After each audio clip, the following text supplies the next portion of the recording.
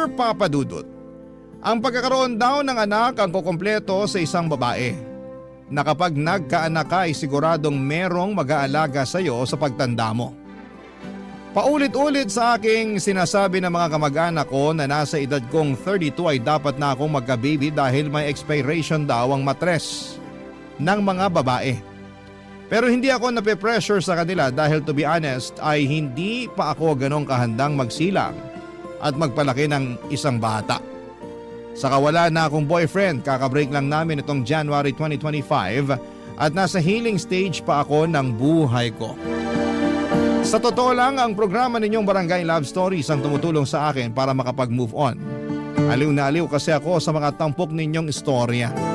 Pero bago ang lahat ay magpapakilala muna ako. Ako nga pala si Jira, 32 years old at taga Marikina.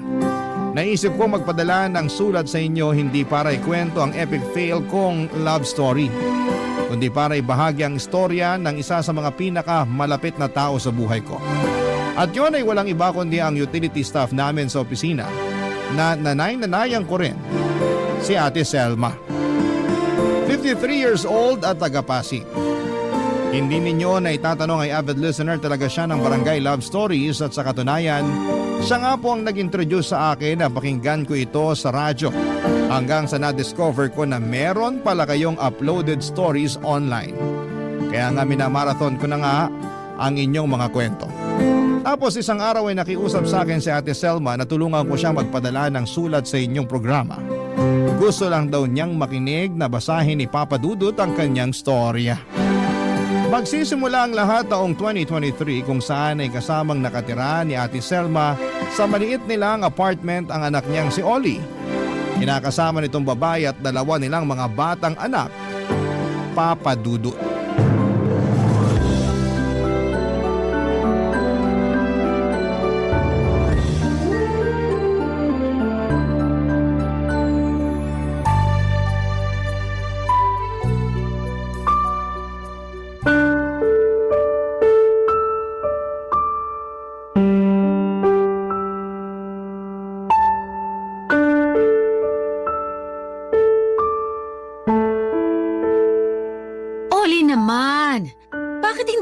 Lalabas yung mga umog mong damit. Namamaho na dun sa ilalim ng higaan nyo, oh. Kung hindi pa ako nagwalis-walis dun sa kwarto nyo hindi ko pa makikita yung gigitata nyong higaan. Ayan na naman kayo, Nay. Dami nyo na naman kuda. Wala na naman kayong preno. Paano di kukuda? Para ka pa rin bata umasta. Paano ba ako naging parang batang umasta 28 anyos na ako? Yun nga 28 ka na. Pero daig mo pa yung mga anak mo kung kumilos. Huwag nyo ako ikumpara sa mga anak ko. Wala pang muwang sa mundo yung mga yon. Baka nakakalimutan yung 2 taon at 3 taon gulang pa lang sila. Hindi ko naman yun nakakalimutan. At hindi kita kinukumpara sa kanila. Hindi raw, pero kasasabi nyo lang na daig ko pa sila kumilos. Sige nga, kung di nyo ako kinukumpara sa kanila, anong ibig sabihin nung sinabi nyo yun? Kasi napakaburara mo. Naturingan ka pa namang mas may isip sa mga anak mo. Pero parang hindi ka naman kumikilos ng naaayon sa edad mo. Katulad na lang yung paglalabas ng mga namamaho yung damit. Para sana naisabay ko na sa paglalaba ko. Tinatamad akong ayusin kaya sinipa ko na lang papunta sa ilalim ng higaan namin. Saka yung kinakasama ko naman naglilinis dyan. Kaso may pasok siya sa trabaho ngayong araw. Kaya nga ako na naglinis ng kwarto nyo. At yun, nakita ko yung mga umog yung damit. Nananahimik yung mga maruruming damit namin dun tapos pinakikialaman nyo. Kasalanan nyo rin naman pala kung bakit kayo nangungunsimi ngayon. Sa'yo ko mas nangungunsimi kesa sa mga damit nyong yun Ay, ewan ko ba naman sa yung lalaki ka? Bakit maghapon magdamag ka lang nakatunganga at nakatutok dyan sa cellphone mo? Hindi mo maasikasong pakainin at paliguan yung mga anak mo. Bestek boy naman to Wala na ba kayong gagawin kundi sermonan ako? Nakakaya sa mga kapitbahay natin na nakakarinig sa talak nyo. Ikaw pa talaga may ganang manigaw dyan? Paano hindi ako sisigaw nakakaturete ng bunganga nyo? Tsaka sino ba may sabi sa inyo na pakialaman nyo yung mga maruming damit namin sa kwarto? Tapos pasok pa kayo ng pasok sa kwarto namin, sabay reklamo ng marumi, makalat at mabaho yung tinutulugan namin. Totoo naman na marumi, makalat at mabaho yung kwarto nyong yon. Napakaliit na nga lang pero hindi nyo pa malinisan. Mabuti pa sirain na lang natin yung kwarto nyong yan Total kurtina lang naman ang harang nyo. At bakit nyo naman gagawin yun? Para luminis at lumuwag-luwag naman tong pamamahay natin. Yun na nga lang yung meron kami ng kinakasama ko tapos gusto nyo pang alisin. O bakit? Ako naman nagbabayad ng inuupahan nating to, di ba? Kaya may karapatan akong gawin kung anong gusto kong gawin sa bahay na to. Kung makapagsalita kayo, akala nyo hindi kami nag-aambag dito ah. Sagot na nga namin na kinakasama ko yung pagkain natin. Sagot nyo nga. Pero kung kailan nyo lang maalala makapagbigay. Tapos pag wala na tayong maisaing dyan nagwawala ka. Ikaw pa talaga may ganang magalit sa amin ng kinakasama mo? Hindi ka naman nagtatrabaho? Mahirap din kayo maging taong bahay at mag-alaga ng mga anak. Taong bahay ka lang pero lagi mo namang pinababayaan ang mga anak mo. Ako nag-aasikaso sa kanila bago ako pumasok sa trabaho. Ako'y nagluluto na makakain nyo. Nauuna pa nga akong gumising sa iyong damukol ka. At kahit pag-uwi ko rito wala kang ibang bukang bibig kundi nanay. Tanda-tanda mo na pero wala ka pa rin muwang sa mundo. Papadudot taga-Samar talaga ang pamilya ni Ate Selma. Bale lumuwas lamang siya noon dito para magtrabaho at makitira sa kamag-anak nilang taga-Cainta, Rizal. Kaya lang taon 2018 daw ay sumunod sa kanya ang anak niyang si Oli. Hiyang-hiya sila noon sa kamag-anak nila kasi ang sabi ay magbabakasyon lamang si Oli pero hindi na bumalik pa sa probinsya nila. Yun pala ay may pinagtataguan nitong nakaaway niya doon kaya ayaw na nitong umuwi pa sa Samar. Kaya para may magawa naman ang anak niya ay pinaghanap niya ito ng trabaho kaso'y bigla naman daw itong nakabuntis at nagkaanak. Kinuwento ni Ate Selma na bunsong anak niya si Oli. Meron pa raw itong kuya na naiwan sa Samar na may sarili na ring pamilya. 28 years old na noon si Oli pero astang teenager pa rin siya. Yun ang dahilan kung bakit napilitan silang umalis sa kamag-anak nilang taga-Cainta, Rizal.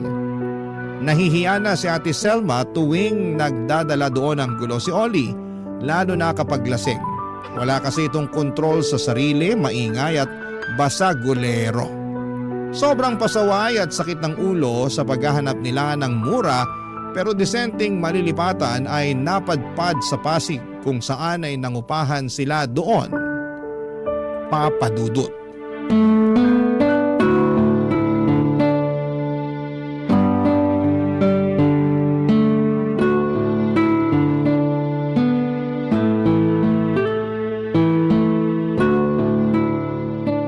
Jira anak, ilan bang kakainin mo? Ay, opo. Mabubusog ka ba dyan? Puro dahon-dahon lang yan ah. Meron naman pong halong chicken kaya po mabubusog po ako rito. Ang alam ko pagkain lang yan ng mga nagpapapayat. Sa tingin ko ayos naman ang katawan mo. Hindi mataba, hindi rin mapayat. Opo, pero gusto ko lang din po magbawas ng kinakain. Alam niyo, sa gabi nga po nagtutubig na lang ako eh. Santisima ka naman bata ka. Bakit tubig lang? Hindi ka ba nagugutom? Ay, hindi po. Pero nung una po medyo nagugutom po talaga ako. Hindi naman ako tutol kung gusto mo magbawas ng kinakain. Pero wag mo pa rin pabayaan ang sarili mo. Damihan mo pa rin yung pagkain mo lalo sa tanghali para hindi ka ginugutom sa gabi. Kasi sabi mo hindi ka na kumakain noon, tubig na lang. Sa kaunti niyang pagkain mo kung ako ikaw. Baka hapon pa lang kumakalam na tong tiyan ko. Hindi ko kakayanin yan. Nasasanay na naman po ako eh. Tsaka mas maganda pong pakiramdam ko kapag hindi ako kumakain ng marami sa gabi. Tsaka wala rin naman po akong ginagawa pag uwi ko sa amin. Nakikipaglaro na lang po ako sa mga pusa namin tapos ayun, natutulog na. Pero sige po, tatandaan ko po yung sinabi nyo. Yaan nyo bukas, dadagdagan ko tong lunch ko. Ayoko lang magkasakit ka at mangayayat ng todo. Naku, hindi po mangyayari yun. Sige, naniniwala ako. Maiba po pala tayo. Kumusta na po pala yung anak niyong si Oli? May nahanap na po ba siyang trabaho? Tako, wala pa nga eh. 2 buwan na siya nakatambay lang sa inuupahan namin at nagpapalaki ng ano niya. Awang-awa na nga ako sa mga apo ko. Ang dudungis pagdating ko galing trabaho. Nauuna pa po ba kayong umuwi sa kinakasama niya? Oo, madalas kasi overtime sila doon sa pabrikang pinagtatrabahuhan niya. Grabe rin kasi ang trabaho nila doon. Minsan nga madaling araw na umuwi kapag may mga kailangan tapusing i-deliver kinabukasan eh. Kaya nga awang-awa rin ako sa kinakasama ng anak ko. Tapos hindi pa siya makapagpahinga pag uwi sa bahay. Gawa na, alagain pa yung mga anak nila at aasikasuhin pa niya si Oli. Hindi na po talaga nag-mature yung anak niyong yun, ano? Ay oo, siya na nga yung walang trabaho, siya pa yung malakas kumain at gumamit ng kuryente sa bahay. Kami ng kinakasama niya nagkakandakuba na sa paghahanap buhay tapos siya. Ay ewan, Ano nga po ba ulit yung dahilan kung bakit siya natanggal dun sa dati niyang trabaho? Katamaran at nahuling natutulog ng amo di sa oras ng trabaho. Tapos laging absent. Dahilan may sakit daw, pero nagsasakit-sakitan lang naman para hindi makapasok. Hindi niyo po ba siya kinausap noon o kaya tinanong baka naman po meron siyang hindi nakasundo sa pinagtatrabahuhan niya? Kinausap ko syempre, pero wala eh. Tamad lang talaga. At nagsabi na ayaw na raw niyang pumasok kasi nakakapagod daw yung trabaho nila. Naiintindihan ko naman na nakakapagod dahil pahinante siya. Pero wala naman trabaho ang madali. Kahit nga yung ginagawa niyo sa opisina nakakapagod din, di ba? Ay opo, kaibahan lang mas pagod yung mga utak namin imbis na yung katawan. Yun nga, pero parehong nakakapagod pa rin yun. Mukhang gusto lang po yata ng anak niyo na sumweldo nang hindi nagtatrabaho. Ganun na nga. O di ba? Parang sintu-sinto lang. Sobra naman po yun. Sa totoo lang para talaga siyang sintu-sinto. Ay, ang malas-malas ko naman sa mga anak ko. Yung panganay ko kapag may kailangan sa akin din ang hihingi. Siyempre hindi ko naman mahindian dahil naaawa rin ako sa mga apo ko. Pero kapag meron sila hindi naman nila ako maalala. Tapos tong bunso kong si Oli, noknoka ng sakit sa ulo. Mabuti sana kumusmus na bata, baka maintindihan ko. Pero 28 anyos na, daig pa yung mga anak niya kung kumilos. Ay, alam mo kung tutuusin, mas nakakapagpahinga pa ako rito sa trabaho ko kaysa kapag nasa bahay ako. Papadudot awang-awa ako kay Ate Selma sa tuwing napapakwento siya ng mga pangungonsumi niya kay Oli. Kahit na wala pa akong anak ay alam ko na masakit sa kanya bilang isang ina na bastusin ang sarili niyang anak. Hindi ko rin mapigilang magalit sa anak niyang yon dahil sa pagiging bastos, palasagot at pabuhat. Mabuti sana kung lumpo siya o baldado na hindi na makakapagtrabaho. Baka sakaling maawa pa ako sa kanya pero hindi eh. Kompleto pa ang mga paa at kamay niya at malalakas din ang kanyang katawan. Naisip ko nga na kung magkakaroon ako ng anak katulad ni Oli, ay baka bata pa lang ay binigti ko na ng patiwarik. Alam ko na medyo violento yon pero napakawalang hiya naman kasi ng anak na yon ni Ate Selma. Aminado rin naman siya na medyo na-spoil niya si Oli noong bata pa ito. Tapos wala rin daw itong kinamulatang ama. Bagay na lagi nitong sinisisi at sinusumbat sa kanya. Kaya hindi raw buo ang pagkatao nito. Barangay Love Stories. Barangay Love Stories. Papadudot isa si Ate Selma sa pinakamabait na tao na nakilala ko. Masipag siya sa mga gawain nila sa company namin at bukod doon ay malinis at maayos din siyang magtrabaho. Gustong-gusto nga siya ng mga boss namin at ng iba ko pang mga katrabaho. Nagustuhan ko rin siya kaagad kaya hindi na nakapagtataka na naging malapit kami sa isa't isa. Siya na rin kasi ang nagsilbing nanay at tagapayo ko tungkol sa mga bagay-bagay sa buhay ko na hindi ko naman may babahagi sa tunay kong nanay dahil matagal na niya akong iniwanan. Buhay pa naman siya pero sumama lamang siya sa ibang lalaki, papadudot. Kaya nga bukod sa pakikinig ng Barangay Love Stories ay naging avid listener na rin ako ng buhay ni Ate Selma. At palaging ang bida sa mga kwento niya ang anak niyang si Oli na sala sa init, sala sa lamig ang ugali. Siyempre bilang nanay ay madalas niya itong pagsabihan ng mga bagay na dapat at hindi niya dapat na gawin. Kaya lang ay mabilis raw itong mairita lalo na kapag nagbubunganga na siya. Isang araw ay may nagawa raw sa kanya si Oli na hindi niya lubos sa kalain na magagawa nito sa kanya, papadudot.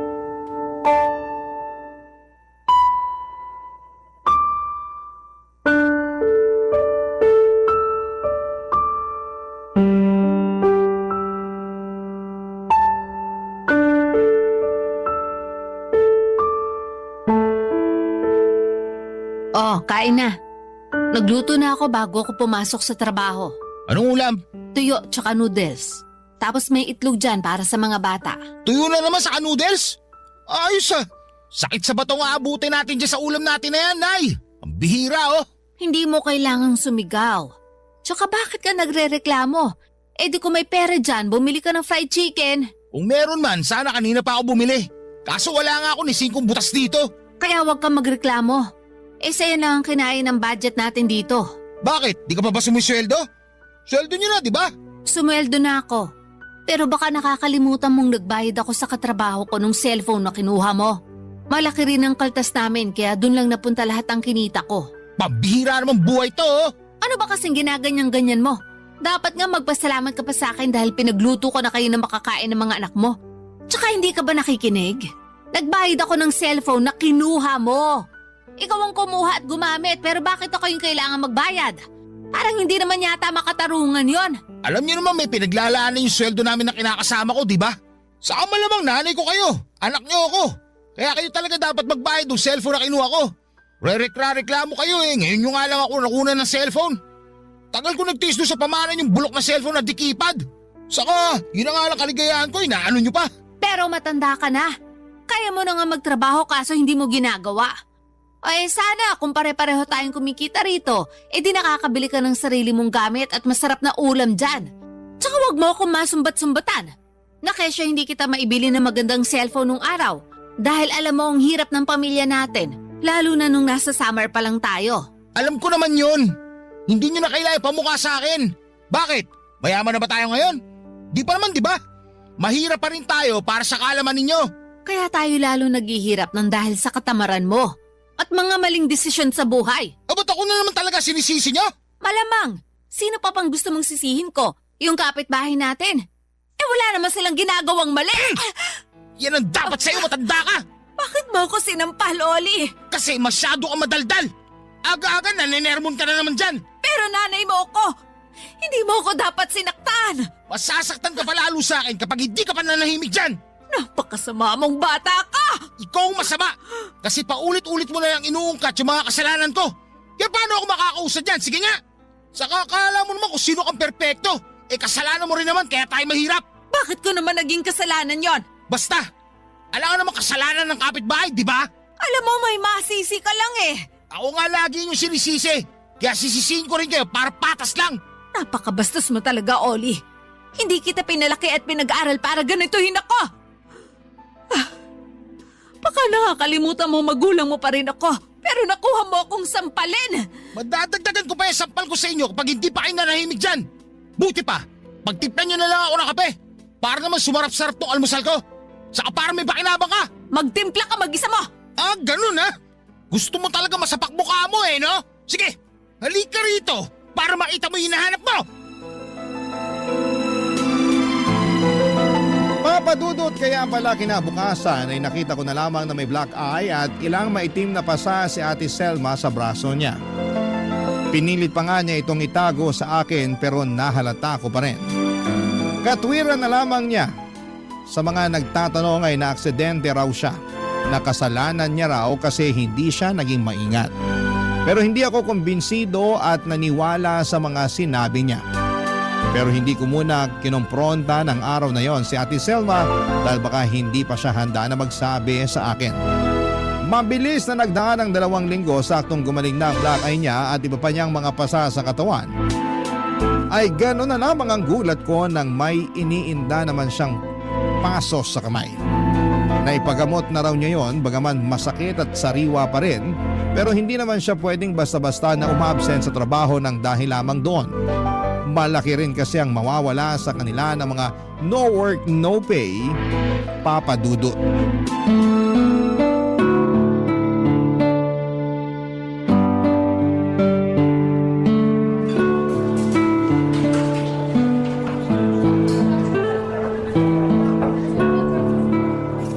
Ikaw talaga nilibre mo pa ako ng hapunan? Baka naman nakabawas pa ako sa budget mo ha? Ay, hindi naman po. Sweldo rin naman tsaka gusto ko po talaga kayong ilibre. Sabi nyo, sweldo rin naman ngayon nung kinakasama ng anak nyo. At narinig nyo na plano nilang kumain sa labas ng mga anak nila. Oo, sigurado ko na pag-uwi nila matutulog na lang ang mga yon kasi busog na. Kaya nga po mas mabuti na kumain na rin kayo para busog na kayo pag uwi nyo sa bahay nyo. Salamat talaga. Lalo na dito sa mga in-order mo sa akin. Ang dami-dami. Baka hindi ko pa nga maubos yung iba. pwede nyo naman pong i-take out kung hindi nyo mauubos. Pero sana kumain pa rin kayo ng marami. Nag-aalala po kasi ako sa inyo eh. Ha? Bakit naman? Kasi parang nangangayayat na kayo. Napaisip tuloy ako kung nakakakain ba kayo ng maayos sa bahay nyo. Ay, oo naman. Pero konti lang din kasi ako kumain kapag nasa bahay. Dahil madalas hindi naman ako tinitirhan ng kanin at ulam ng anak ko. Katwiran niya sila naman daw ng kinakasama niyang bumili nun, kaya bakit daw ako makikikain? Ang kakapal naman nila. Sila na nga po yung nakikitira sa inuupahan nyo, di ba? Baka nakakalimutan nila na kayo yung nagbabayad ng renta nyo. Malamang nakalimutan na nga nila. Pero mabait naman sa akin yung kinakasama ng anak ko. Pinagtatabi ako nun ng pagkain kapag nauunang umuwi sa akin. Kaya lang minsan, nagsasabi na wala na raw natira kasi inubusan na ako ng anak ko. Ewan ko dun, ang lakas kumain tapos wala namang trabaho. Partida, napakatamad pang kumilos sa bahay niyan. Magsabi nga po kayo ng totoo. Yung mga pasa nyo tsaka black eye. Tapos yung paso nyo sa kamay, gagawin ba yan ng anak nyo? Ha? Bakit mo naman natanong? Kasi alam naman po natin na magagalitin yung anak nyong yun. Tapos, lagi pa kayo nagtatalo kaya naisip ko baka lang naman nagagawa rin niya kayong saktan. Kaya sabihin nyo, pinipisikal po ba kayo ni Oli? Ano kasi? Huwag po kayong matakot na Selma. Gusto ko lang naman pong malaman eh. Wala naman po akong gagawin sa anak nyo. Pero syempre, bilang anak-anakan nyo na rin eh, hindi ko lang mapipigilang mag-alala. Alam ko naman yon. Kaya pasensya ka na sa akin kung nagsinungaling ako. Siguro gusto ko lang din na pagtakpan yung anak ko kahit na nagawa niya akong saktan. Ibig sabihin, kagagawan nga ni Oli yung mga pasa at black eye at yung paso nyo sa kamay? Yung mga pasa at black eye, oo. Pero tong paso, hindi naman siya yung may gawa. Ano lang, binuhat lang niya at tinagilid yung mesa namin habang nagtitimpla ako ng kape. Kasi nagalit siya sa akin dahil hindi ko siya nabigyan ng pera pang yosi. Kasalanan niya pa rin kung bakit kayo may paso sa kamay. Hindi naman niya yung sinasadya. Anong hindi sinasadya? Alam niya nagtitimpla kayo ng kape tapos aanuhin niya yung mesa? Malamang matatapunan kamay niyo ng mainit na tubig. Grabe sobrang sama naman ng anak niyong yan. Nakakagigil na Selma Tinulungan din naman niya akong gamutin yung kamay ko. Tsaka alam ko gagalin din tong paso ko. Hindi po ba kayo galit sa kanya? Kasi siya pa talaga yung may gana magwala porque hindi niyo lang nabigyan ng pangyosi? Hindi.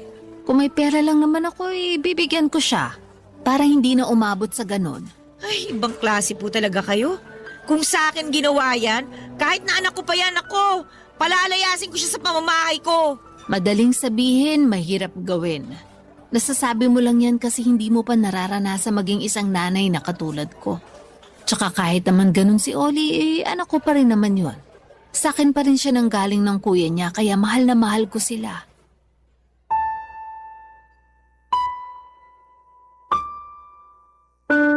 Papadudot ang sakit-sakit para sa akin na makitang sinasaktan at inaabuso si Ate Selma ng sarili niyang anak. Hindi kasi ganon ang tamang trato sa mga magulang. At ewan ko ba naman kung saan nakuha ni Oli ang kakapalan ng pagmumukha niya at lakas ng loob para pagbuhatan ng kamay ang nanay niyang nagtataguyod sa kanila ng pamilya niya. At walang hinangad kundi ang mapabuti sila. Sa kabilang banda ay napaisip din ako sa mga punto ng sinabi ni Ate Selma tungkol sa pagmamahal niya sa kanyang mga anak. Alam ko naman na walang magulang ang kayang tiisin ng mga anak nila, pero paano naman kung meron ng pananakit at pang-aabuso? Napatanong tuloy ako sa aking sarili kung hanggang saan naabot ang pagiging magulang kung kulang na lang ay patayin ka na. Hindi lang sa sama ng loob kundi sa pamimisikal na ginagawa ng sarili mong anak, Papa Dudut. Barangay Love Stories. Barangay Love Stories. Papa Dudut, laging sinasabi sa akin ni Aling Selma na mas maiintindihan ko raw ang pakiramdam niya bilang isang ina kapag nagkaroon na ako ng anak. At some point, sang-ayon naman ako doon dahil naniniwala ako na hindi natin lubusang maunawaan ang pinagdaraanan ng isang tao hanggat hindi tayo ang nakakaranas ng mga karanasan niya. Pero kung mabugbog lang naman ako ng anak na iluluwal ko na palalakihin at alagaan ay mabuti pang wag na lamang akong magkaanak. Kontra rin ako sa paulit-ulit na pagpapatawad ni Aling Selma kay Oli, lalo na hindi naman ito kinikitaan ng pagbabago. Tingin ko'y lumalala pa nga ang pagiging masama ng ugali nito habang tumatagal. Isang araw ay hindi nakapasok sa opisina si Ate Selma tapos ay naulit pa yon kinabukasan kaya naman nag-worry na ako sa kanya. Ang sabi lang ng mga kasamahan niya ay meron daw siyang sakit. Doon ako lalong nag-alala at nag-decide na puntahan siya sa inuupahan nila sa Pasig para sana bisitahin at dalhan ang kaunting prutas at gamot. Sakto half day lang kami noon kaya marami pa akong oras para hanapin at ipagtanong-tanong yung tinitirhan nila sa barangay na minsang nabanggit niya sa akin noon. Hindi nga nagtagal, Papa Dudut ay nakarating ako sa inuupahan nila Ate Selma bandang 3:00 ng hapon. At gano'n na lamang ang gulat ko sa naabutan kong eksena, Papa Dudut.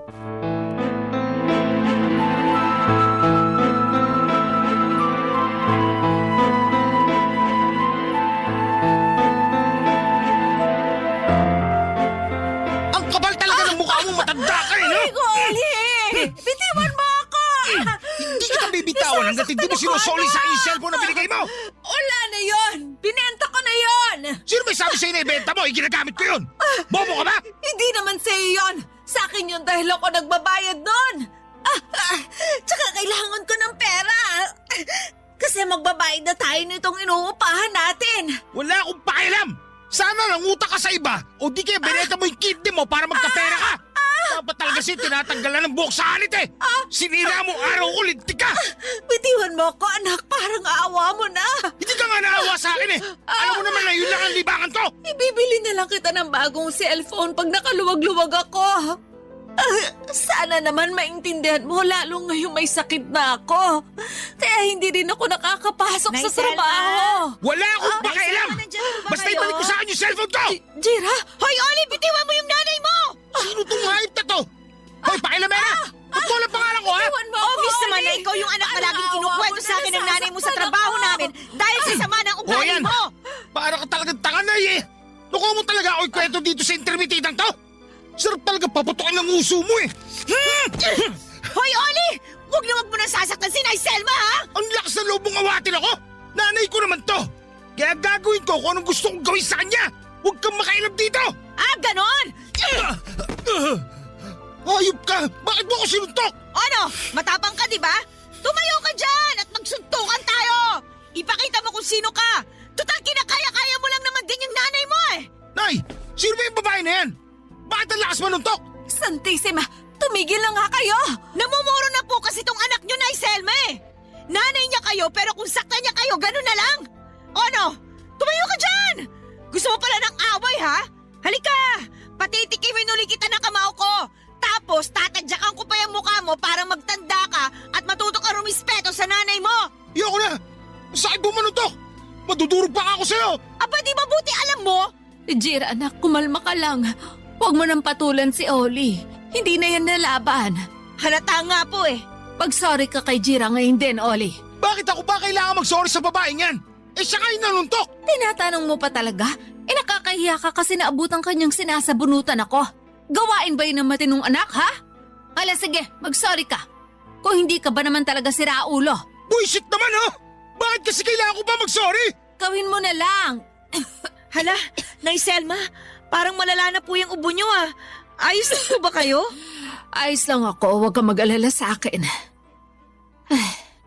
Pasensya ka na kung naabutan mo pa kaming ganito kagulo sa bahay, ha? Sa totoo lang hiyang-hiya na ako sa iyo. Ang gulo-gulo ng pamilya namin. Papa Dudut, alam ko na delikado ang ginawa ko noong pumagit na ako at umawat sa matinding away ng mag-ina. Pero hindi ko na naisip ang kaligtasan ko dahil nanaig sa akin ang silakbo ng damdamin at matinding galit nang makita kong aktwal na sinasaktan ni Oli ang nanay niya. Galit na galit ako noon na parang gusto ko siyang balatan ng buhay. Nakita ko naman ang reaksyon ng mukha ni Oli na nagulat sa mga nangyari. Naguluhan at natakot siya dahil sa akin. Kung hindi ninyo na itatanong ay black belter ako sa taekwondo noong high school at nag-aral ako ng self-defense noong kolehiyo.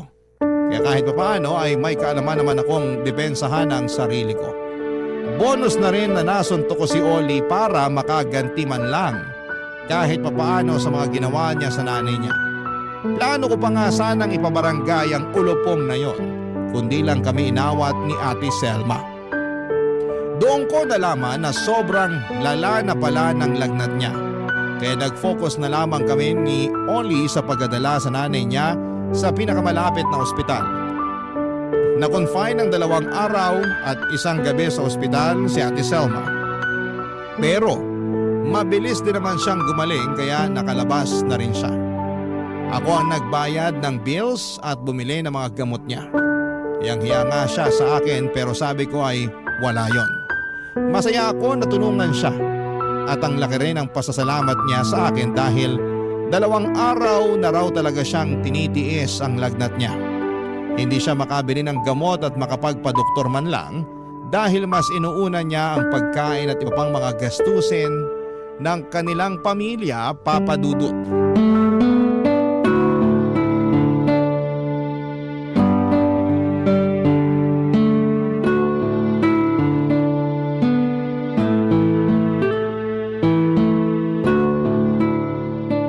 Salamat talaga, anak. Kasi tinulungan mo ako dun sa pagpapagamot ko sa ospital. Nakakahiya lang talaga kasi napagastos ka pa sa akin. Wala po yun, Nay Selma. Tsaka kaya nga po ako pumunta nun sa inyo kasi alalang-alala na po ako sa inyo dahil 2 araw na kayong hindi nakakapasok sa trabaho. Kaso ayun nga, iba naman po yung naabutan ko. Ang lala. Tungkol sa bagay na yan, isa pang rason kung bakit ako hiyang-hiya sa iyo.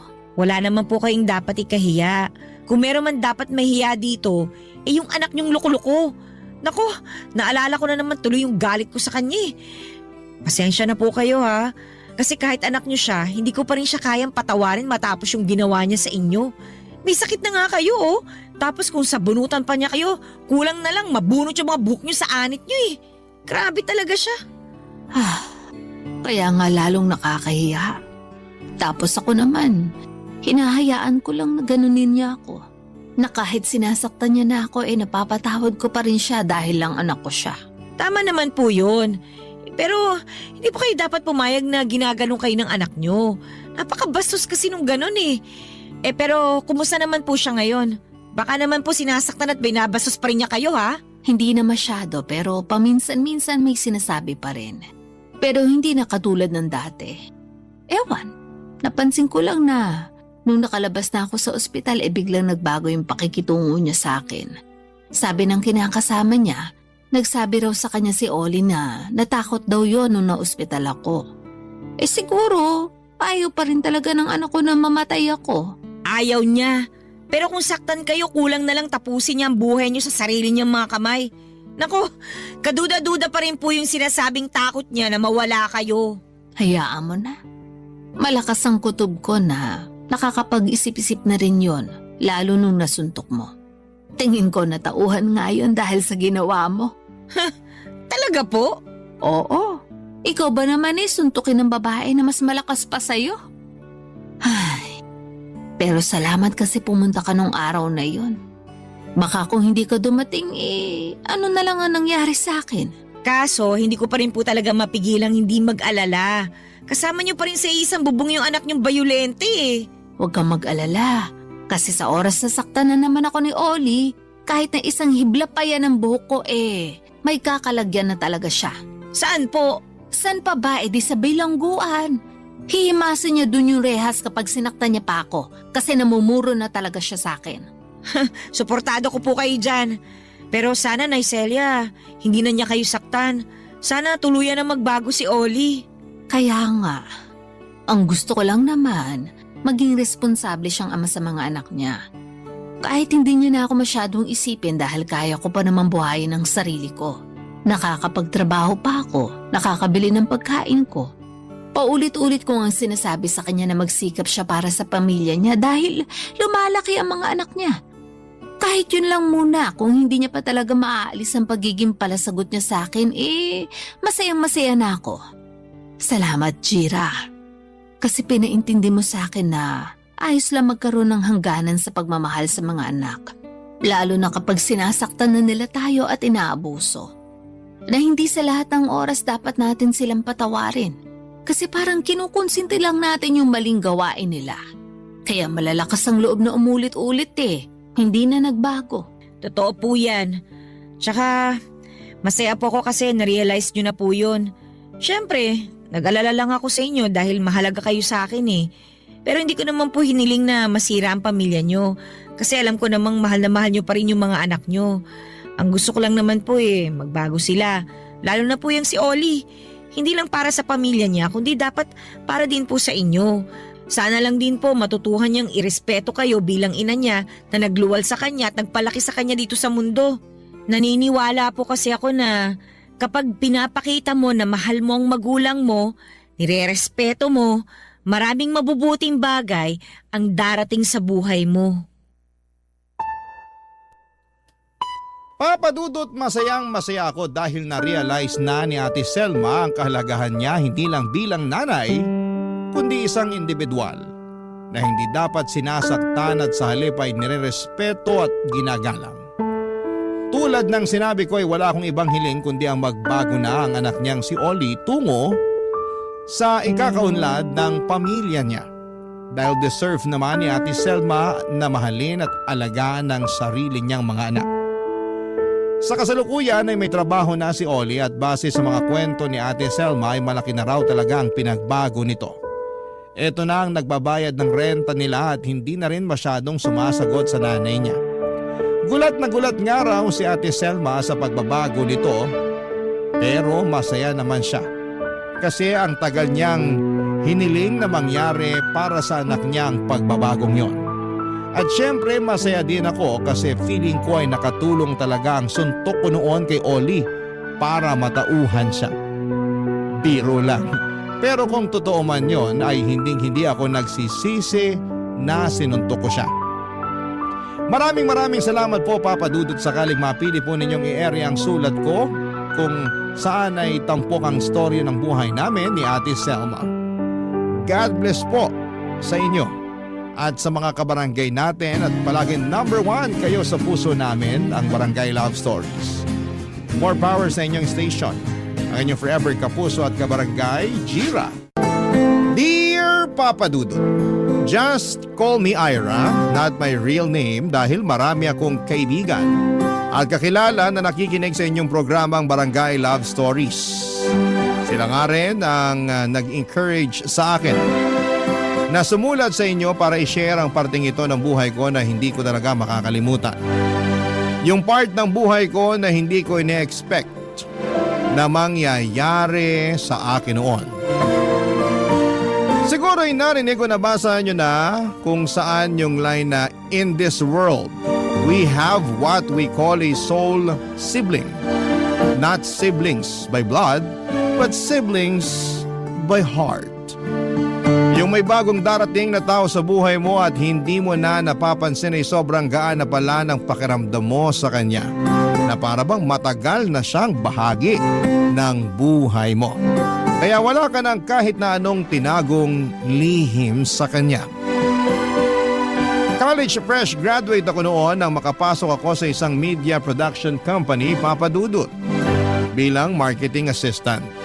Natuwa ako dahil pangarap ko rin talaga makapasok sa kumpanya na yon at hindi ko ine-expect na sa unang beses na pag-a-apply ko ay matatanggap kagad ako.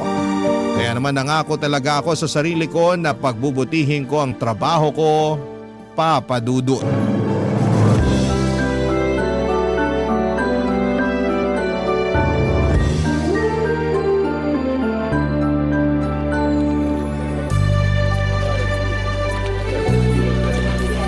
Buti na lang maaga ako nakarating dito sa office. Hindi ko kailangan magmadali sa pag-aayos ng mga gamit ko dito sa table ko. Ay. Hi! Ikaw yung bagong marketing assistant namin, di ba? Oo, ako nga. First day mo ngayon, tama? Oo, first job ko nga rin to eh. Ang galing mo naman! First job mo tapos dito ka kaagad nakapasok? Nagulat nga rin ako eh. Hindi ko rin in-expect na makakapasa ako sa interview tsaka sa mga exam na binigay nila sa akin. Minsan, binibase lang nila sa interview kung sino yung gusto nilang makapasok sa kumpanya na to. Feeling ko nga, malaking factor yung ganda ng mukha tsaka kutis mo eh. Kaya nakapasa ka sa interview. Uy, grabe, hindi naman siguro. Malakas ang pakiramdam ko na yun na nagpapasa sa'yo sa interview. Bonus na yung ginalingan mo rin sa mga naging sagot mo. Pero alam mo, ang ganda talaga ng kutis mo. Nagugluta ka ba? Naku, hindi. Nasa lahi lang talaga namin ng maputi. Talaga? Oo, never pa ako nag-try ng kahit na anong gluta kasi sa tingin ko, hindi ko na rin naman kailangan. Mukha nga. Ang puti at ang kinis kasi talaga ng balat mo. Ang daming nga rin nagsasabi sa akin yan eh. Pwede ka nga sumali ng mga beauty pageant eh, kasi ang tangkad mo rin. Akala ko nga naka-heels ka nung nakita kitang naglalakad papasok dito sa office kanina. Alam mo, ilang beses ko na rin narinig yan. Ano palang height mo? 5'6". Ang tangkad mo nga! Samantalang ako 5'2 lang. Pero buti na lang maaga ka ngayon kasi may oras tayo para makapagtsikahan. First day ko nga ngayon, kaya gusto ko na medyo maaga rin talaga ako. Para kahit paano mabawasan yung kaba na nararamdaman ko. Huwag ka masyadong kabahan kasi mabait naman yung ibang makakasama natin dito sa trabaho. Yung iba lang, tapos yung iba hindi na mabait? Parang gano'n na nga. Alam mo kasi, maraming plastic dito sa office natin. Ay, talaga ba? Oo! Yung tipong kakaibiganing ka kunwari. Pero kapag nakatalikod ka, ang dami nang sasabihin na hindi magandang bagay tungkol sa'yo. Grabe, nakakatakot naman dito. Kaya nga, mamimili ka lang ng mga taong kakaibiganin o kakausapin. Sa totoo lang, hindi naman kasi lahat dito sa opisina kinakausap ko. Takot din kasi ako magtiwala sa kanila. Yun na lang din siguro ang gawin mo para hindi ka masyadong magkaroon ng issue dito sa opisina. Hindi rin naman ako masyadong friendly. Kung hindi mo nga ako kinausap, malamang nakatulalaan na lang ako dito pagkatapos kumagay sa mga gamit ko at habang naghihintay ng oras ang shift ko. Naku, magkaiba pala tayo. Kasi ako naman, masyado ako madaldal. Pero dinadaldal ko lang yung mga tao na pakiramdam ko, makakasundo ko. Parang ikaw. Feeling ko magiging close tayong dalawa kaya nilapitan at kinausap kita. Alam mo, yan din ang nafe-feel ko na magkakasundo tayong dalawa. Eh, pero teka, ano nga palang name mo? Via! Ah, okay. Ako naman si Ira. Nice to meet you, Via. Papadudot hindi naman sa pagyayabang o kung ano paman. Masasabi ko na maganda talaga ako at malakas ang datingan ko. Filipina kasi ang mommy ko at Spanish naman ang daddy ko kaya natural talaga ang pagiging maputi na kulay ng balat ko. May katangkaran din ako kaya may ilang beses akong sumali sa mga beauty pageants sa school namin. At madalas akong nananalo ng iba't ibang mga awards. Nang lapitan din ako noon ni Via ay magaan ang loob ko sa kanya.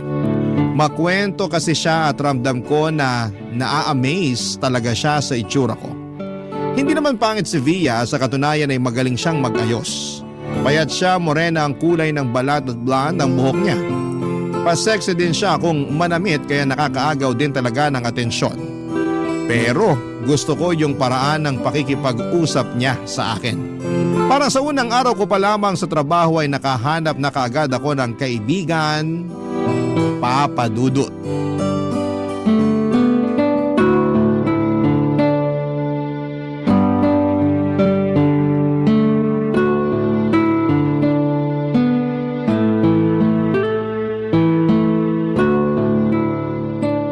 Sis!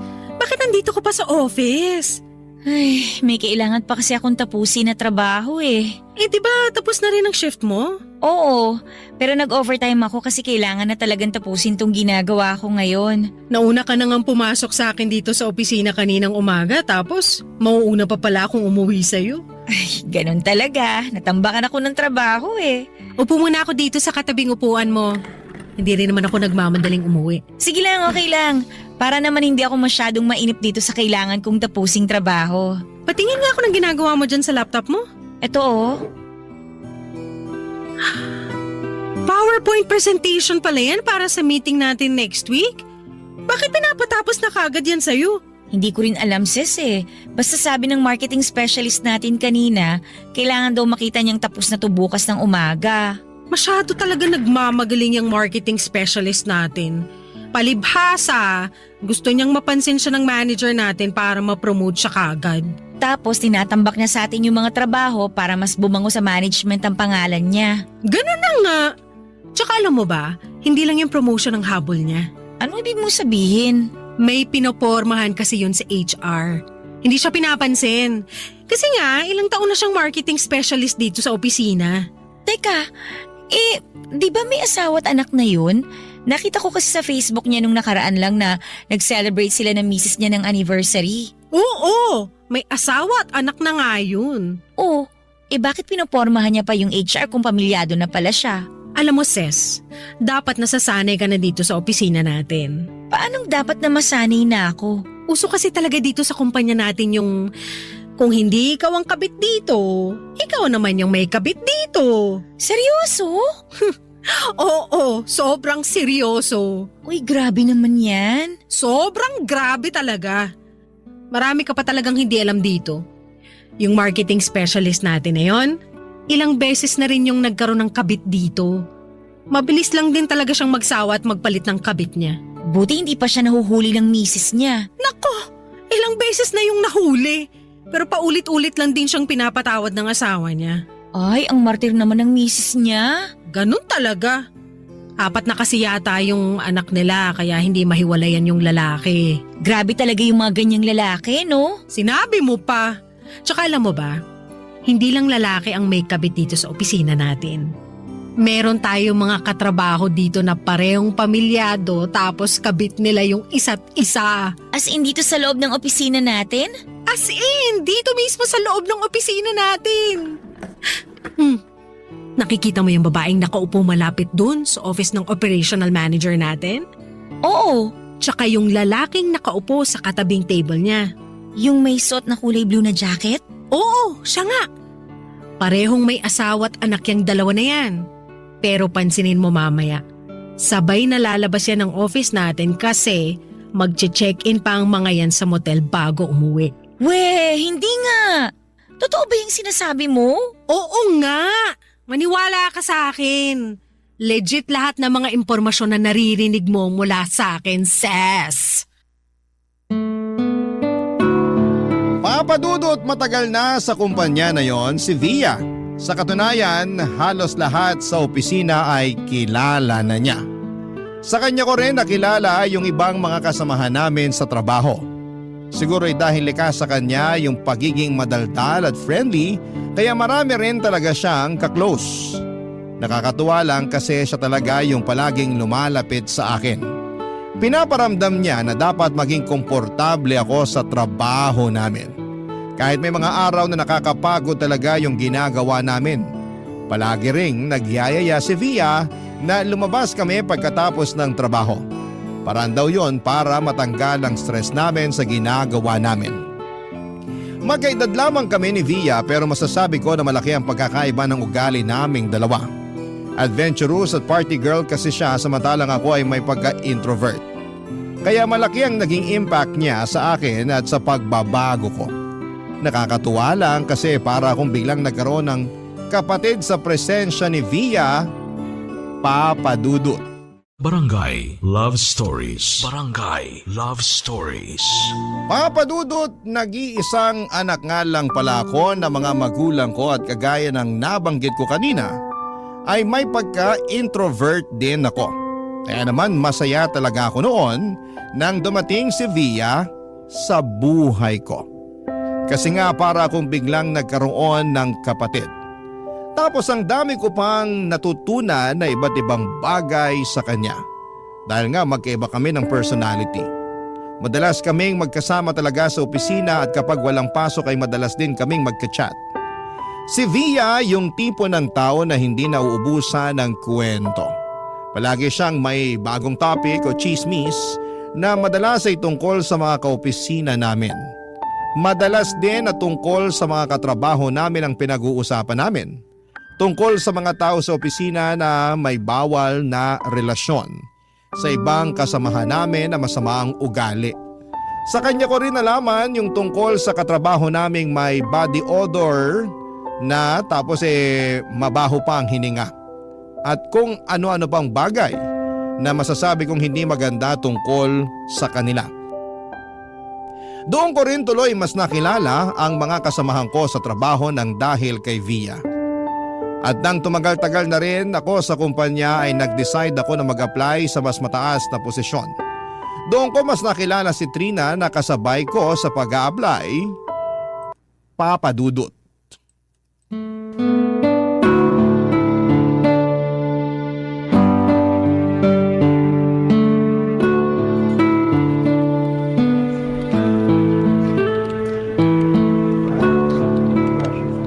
Grabe yung exam at interview natin kanina, no?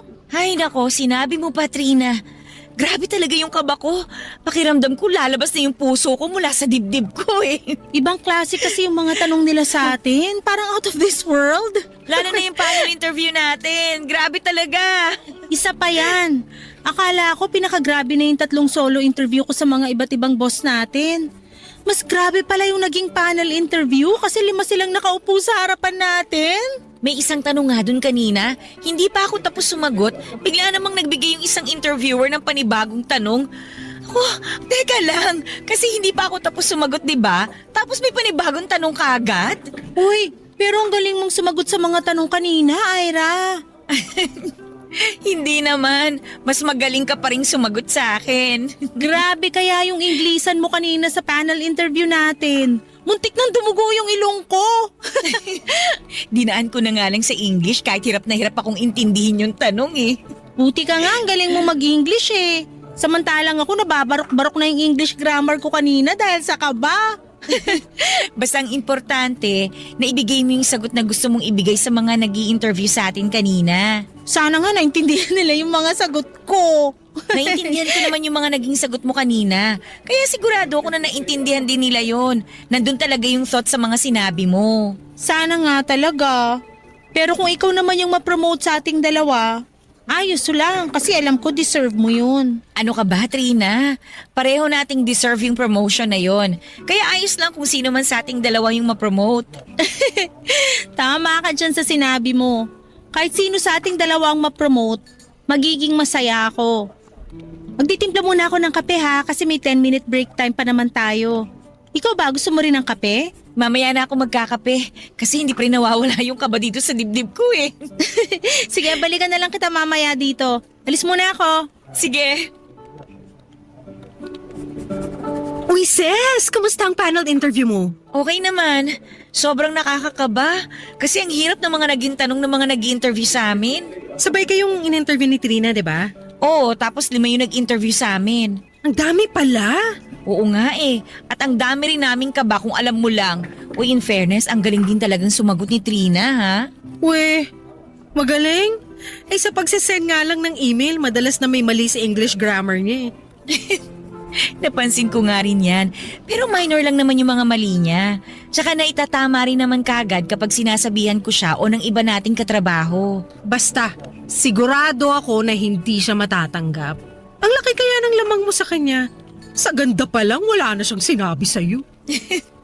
Hindi naman ganda yung labanan sa posisyon na ina-applyan namin. Ano ka ba? Kahit na lamang ka sa kanya sa maraming bagay.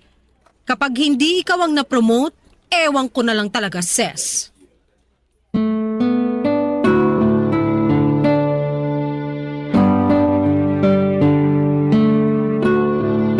Papadudot mahigit 1 taon na ako sa kumpanya nang mag-decide ako mag-apply sa mas mataas na posisyon. Wala naman akong nakikitang masama dahil alam ko naman na qualified at deserve kong ma-promote. Ayun nga lang ay medyo malakas yung nakalaban ko sa posisyon na ina-applyan ko noon, si Trina.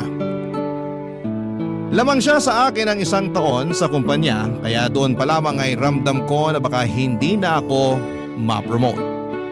Bukod pa doon kahit na hindi kagandahan, si Trina ay malakas ang dating ng itsura niya. Alam ko naman na hindi yon ang basihan para ma-promote. Napansin ko lang kasi na mas mabilis na napopromote sa opisina ang mga babae lalo na kapag maganda ito. Kaya nga naglakas loob ako na mag-apply kasi hindi ko pa naman alam noon na mag-a-apply din si Trina. Bukod sa pagiging malakas ang dating, masasabi ko na matalino rin si Trina at mabait. Isa kasi siya sa mga nag-train sa akin noong bago pa lamang ako sa kumpanya. Medyo mahina lang siya sa English grammar pero natututunan naman niyang itama. At hindi rin ako makapaniwala sa mga sinasabi ni Via na negative tungkol sa kanya. Mas malala pa yung mga sinasabi niya kapag magka-chat kami dahil halos siraan niya na rin sa akin si Trina. Pero dahil wala namang pinapakitang hindi maganda si Trina sa akin at gusto ko lang na maging professional sa trabaho ay sinasakyan ko na lamang kung ano man ang sinasabi ni Via tungkol sa kanya. Papa Dudut.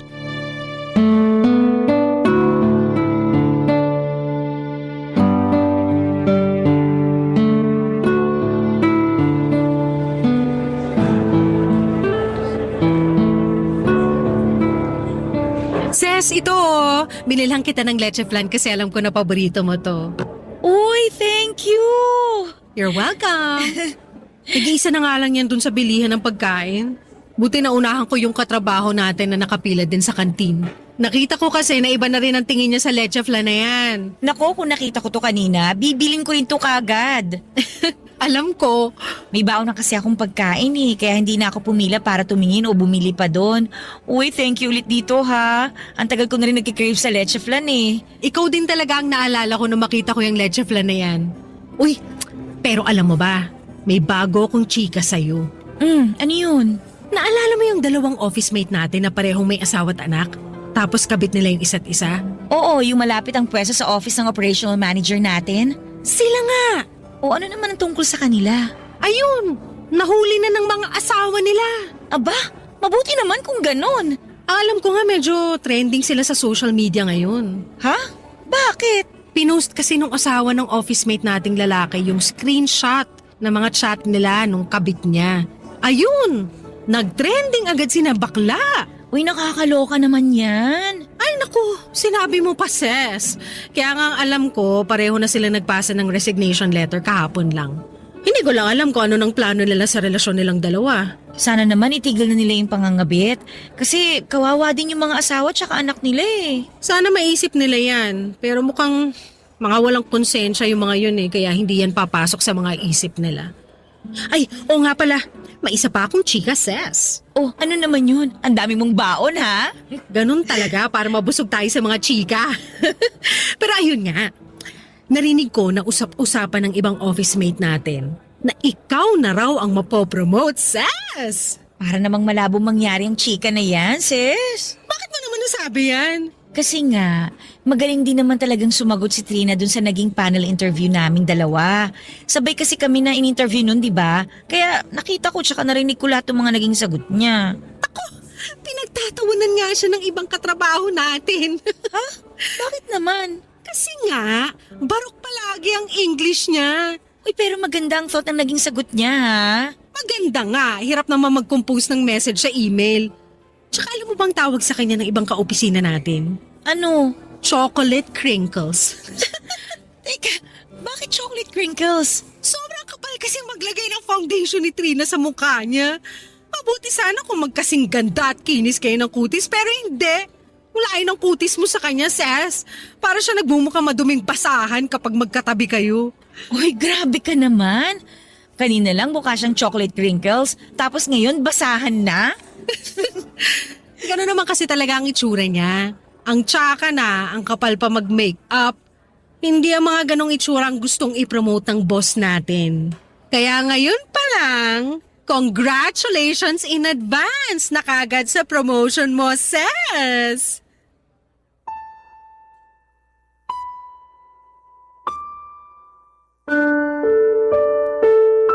Sa totoo lang, papadudot ng mga panahon na yon ay medyo natotoksika na ako sa mga sinasabi ni Via tungkol kay Trina at sa iba pa naming mga katrabaho.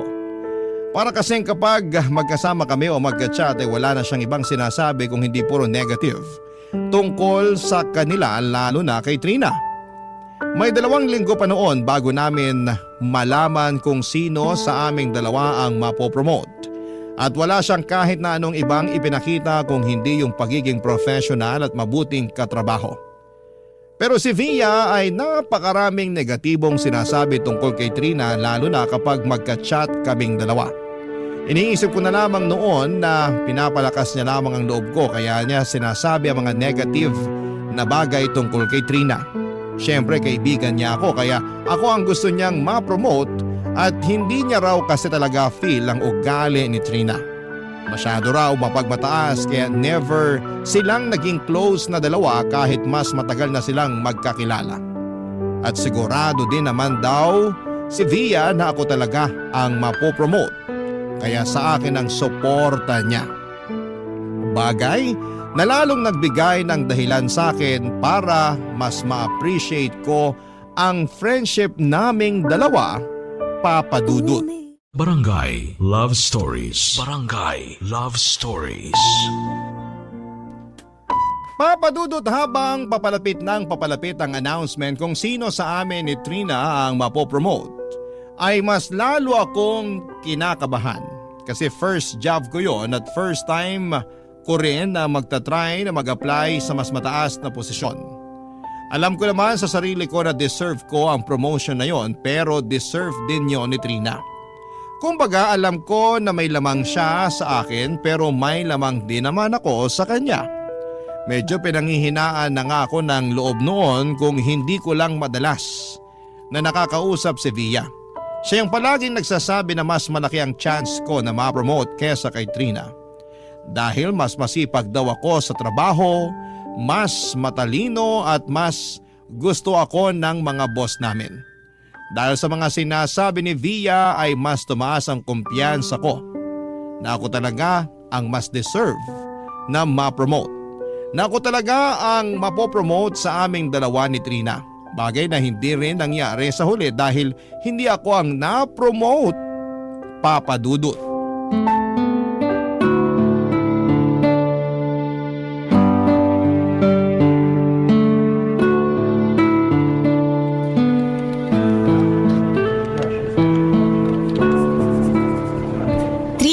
Congratulations sa promotion mo, ha? Thank you, Ira. Grabe, hanggang ngayon hindi pa rin ako makapaniwala. Buong akala ko talaga ikaw yung mapopromote. Ako naman, in-expect ko na talaga na makukuha mo yung promotion. Kasi nakita tsaka narinig ko kung paano ka sumagot ng panel interview natin. Ikaw kaya yung mas magaling sumagot nun. Nakita ko kung paano na-amaze yung mga interviewer natin sa mga naging sagot mo eh. Kung na-amaze talaga sila sa akin, ako dapat yung pinromote nila. Kaya ikaw talaga at ang mga sagot mo nakakuha ng atensyon nila. Alam mo, sa totoo lang, nahihiya ako sa'yo, Ira. Oh, bakit naman? Ba't ka naman mahihiya sa akin? Hindi lang ako sa'yo nahihiya kung hindi pati na rin sa ibang kaopisina natin dito. Kasi nga, akala ko talaga, ikaw yung mapopromote. Ang dami ko na kayang narinig dito sa office natin na ikaw na talaga yung ipopromote ng mga boss natin. Ang dami nag-e-expect na ikaw na yung mapopromote bilang marketing coordinator. Ano ka ba, Trina? Ako nga in-expect ko na ikaw talaga yung mapopromote eh. Magkakaiba rin tayo ng expectation dito. Kaya hindi ka dapat mag-guilty o makaramdam ng hiya. Dapat nga maging proud ka. Kasi alam mo sa sarili mo na pinaghirapan mo yung promotion na yan.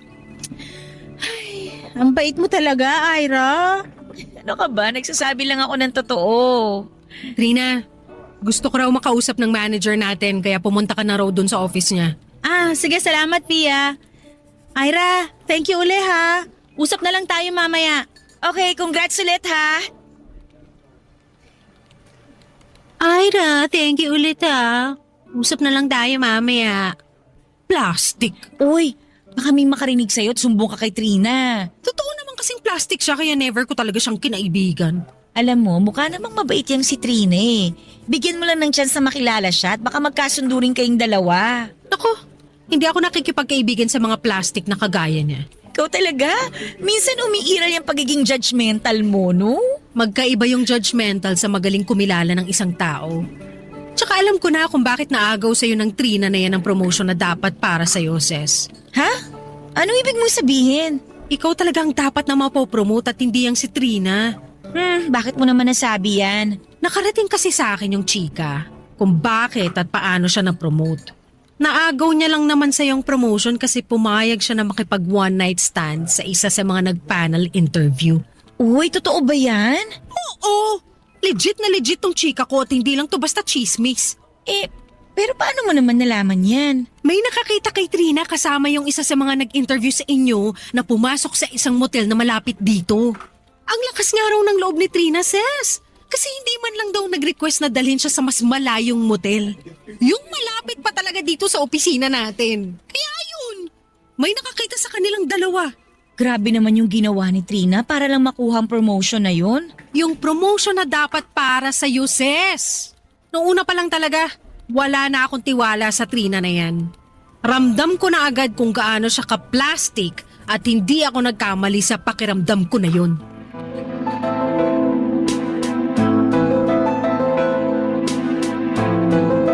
Papadudot aminin ko na hindi naging madali para sa akin ang tanggapin na hindi ako ang na-promote noon. Siguro kasi naging confident na rin ako sa sarili ko. Naniwala ako na mas deserve ko ang promotion na yon. Marami na rin kasi sa opisina namin ang nag-i-expect at nagsasabi sa akin na ako ang mapopromote. Na sigurado raw silang makukuha ko ang posisyon na ina-applyan ko. Pero syempre sa kabila ng bigat ng nararamdaman ko noon ay hindi ko yon pinakita kanino man sa kanilang lahat. Palagi lang akong nakangiti lalo na noong binati ko si Trina para sa promotion niya.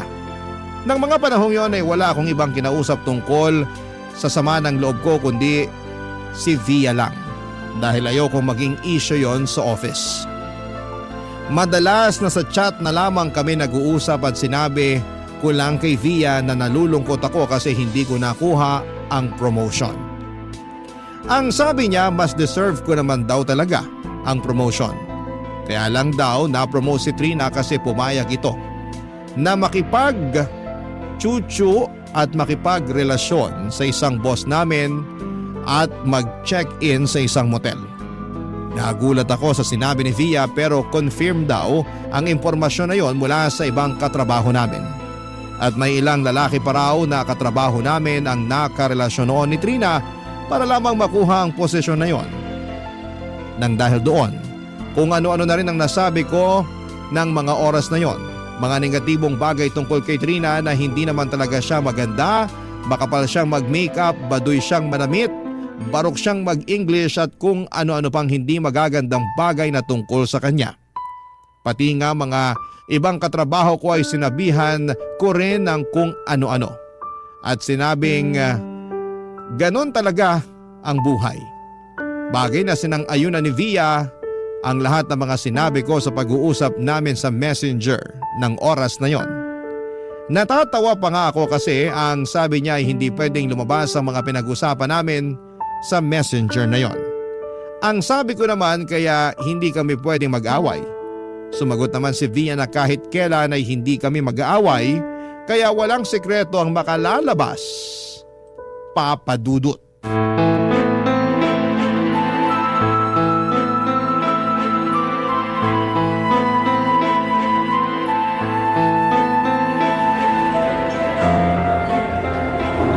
Saan kaya kumain ng lunch si Via? Wala na naman kasi siya dito sa kantin eh. Ay, buti na lang may baon akong pagkain ngayon kaya hindi ko na kailangan bumili. Makapwesto na nga dito sa lamesa at nagugutom na rin ako. Hoy, Ira! Nandito ka lang pala sa kantin? Kanina pa kita hinahanap. Ang kapal din ang mukha mo para tawagin akong boba, no? Ha? Teka, anong sinasabi mo, Trina? Wow! Kunwari ka pang walang alam ngayon. Pwede ba? Hinaan mo nga yung boses mo. Hindi mo kailangan magtaas ng boses dito sa loob ng kantin. Magtataas ako ng boses kung kailan at saan ko gusto.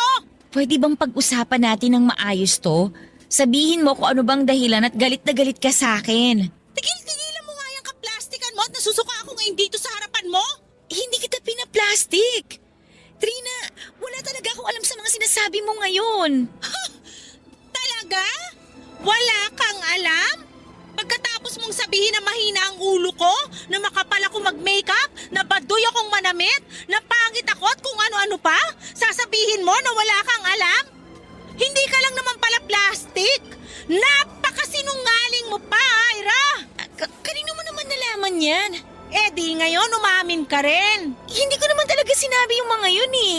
Sigurado ka bang hindi mo sinabi yung mga yon? Oo nga. Kahit ipakita ko pa sa'yo yung mga screenshot ng mga chat mo kung saan mo ako nilait-lait?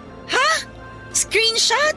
Oo, kung saan nabasa ko lahat ng mga panlalait mo sa akin at sa iba pa nating kaopisina. Grabe, sobrang plastic mo! Kunwari ka pa na mabait ka kapag magkausap tayo pero dinudurog mo na pala ako kapag ibang tao na ang kausap mo? Trina, nandito ka lang pala sa kantin. Kausap mo pala si Ira? Oh, sakto! Nandito na si Via! Sobrang perfect timing! Baka gusto mong itanong sa kanya kung paano ko nabasa yung mga screenshot ng chat mo, Ira! Via, ano bang sinasabi ni Trina na nilalait ko raw siya? Ano yung mga screenshot na nabasa niya? Bakit? Totoo naman, di ba? Totoong alin? Yung mga sinabi mo tungkol sa kanya. Nabadoy siyang manamit, pangit siya mag-makeup, tapos palaging barok ang English grammar niya. Huwag mong i-deny yan! Kasi lahat yon nabasa ko sa mga screenshot na sinend sa akin ni Via! Bakit sinend mo kay Trina yung screenshot ng usapan natin sa messenger? Para malaman niya na pinaplastic mo lang siya. Ay wow! Ako pa talaga yung pumaplastic sa kanya? Oo, kasi ikaw naman talaga yung nanlalait kay Trina sa tuwing magka-chat tayong dalawa. Saka pwede ba, Ira? Itigil mo na yung bait-baitang effect mo kasi alam na ng mga kaopisina natin kung gaano ka ka-plastic. Ibig sabihin may iba pang nakabasa ng screenshot ng mga chat ko? Marami nang nakabasa, Ira. Marami nang nakakaalam sa office natin kung gaano kabaho yung ugali mo. Alam na rin nilang lahat kung ano-anong panlalait ang sinabi mo tungkol sa kanila. Grabe ka, Via! Hindi ako makapaniwala na magagawa mo to sa akin. Ikaw pa na tinuring ko na parang tunay ko ng kapatid. Huwag ka nang magdrama dyan, Ira. Pinakita ko lang naman sa kanila kung anong totoong ugali mo. Wow! Sana lang pinabasa mo sa kanilang lahat yung chat natin. Hindi yung ako lang yung pinagmukha mong masama sa lahat. Dapat pinabasa mo rin sa kanila yung mga pinagsasabi mo tungkol kay Trina. At kung talagang maraming plastic na nagkalat ngayon, mukha mo yung pinakamakapal na plastic na nakaharap ko sa buong buhay ko. Papadudot isang linggo pagkalipas ng mga pag-uusap namin ni Via at paglalabas ko ng sama ng loob sa kanya ay bigla ko naramdaman ang pag-iwas niya sa akin. Pero hindi ko binigyan yon ng ibang kahulugan. Ang nasa isip ko ay baka may pinagdaraanan lamang siya na personal na problema kaya hindi niya ako masyadong kinikibo. Ayun pala, may iba na siyang binabalak o ginagawa noon. Sobrang nagulat talaga ako sa pagsugod na ginawa sa akin noon ni Trina. Hindi ako makapaniwala sa mga naririnig ko mula sa kanya. Hindi ko rin naman ma-deny kasi totoo ang mga sinasabi niya tungkol sa screenshot na mga nabasa niya. Totoo lahat ng mga nabasa niya na sinabi ko. Pero alam niyo po kung saan ako pinaka nagulat. Sa ginawa ni Via. Yung ginawa niya na pagpapakalat ni Trina ng screenshot ng pag-uusap naming dalawa. Si Via ang pinagkakatiwalaan at tinuturing ko na parang tunay na kapatid ko, Papa Dudut. Ang nakakatawa na nakakainis pa doon ay nakita ko ang mga screenshot na yon at deleted ang part ng mga sinabi niyang hindi maganda tungkol kay Trina at sa iba pa naming mga katrabaho. Puro mga sinabi ko lang na hindi mga magaganda ang mababasa mo doon. At sa totoo lang ay gusto ko ring ilabas noon ang original. Walang crop o hindi edited na screenshot ng pag-uusap namin ni Via. Gusto kong malaman nila na hindi lang ako ang may mga sinabing hindi maganda tungkol sa kanila. Na hindi lang ako ang nanlait sa mga katrabaho namin pero hindi ko ginawa dahil hindi ako ganon kababa na tao kagaya ni Via. Hindi ko kayang gawin yon sa kanya. Mula nang kumalat ang screenshot sa office namin ay naging usap-usapan ako ng mga katrabaho ko. Nawalan ako ng peace of mind sa loob ng opisina dahil ramdam ko at alam ko na pinag-uusapan nila ako palagi. Hindi ko na rin sinubukan pang kausapin pa si Via. Wala naman akong dapat pang sabihin o itanong sa kanya. Dahil na-realize ko na lahat pala ng ginawa niyang paglapit sa akin ay planado. Lumalapit siya sa mga taong nakakaangat sa aspeto ng buhay. Gumagawa siya ng paraan para mapansin ang mga ito at nang na-promote nga si Trina, ginamit niya ang screenshot ng pag-uusap namin para mapalapit dito. Nag-decide na ako noon na mag-resign na labang sa trabaho para sa sariling peace of mind. Hindi ko na kasi kayang magtrabaho at makasama ang mga katrabaho ko. Mabuti na lamang mula noon ay hindi ko na sila nakita pa at binako na rin sila sa mga social media account ko. Na-realize ko rin na hindi natin basta makikilala ang mga bagong tao na papasok sa buhay natin. Kahit gaano pa kaganda o kabuti ang ipinapakita nila sa atin. Hindi natin masasabi na maganda rin ang intensyon nila sa atin. Kaya dapat na kilalanin muna nating mabuti ang mga tao na papapasukin natin sa buhay natin. Hanggang dito na lamang po Papa Dudut at sana'y nakapag-iwan ako ng aral ang kwentong ito sa ating mga kabarangay. Ang inyong forever kapuso at kabarangay, Ira.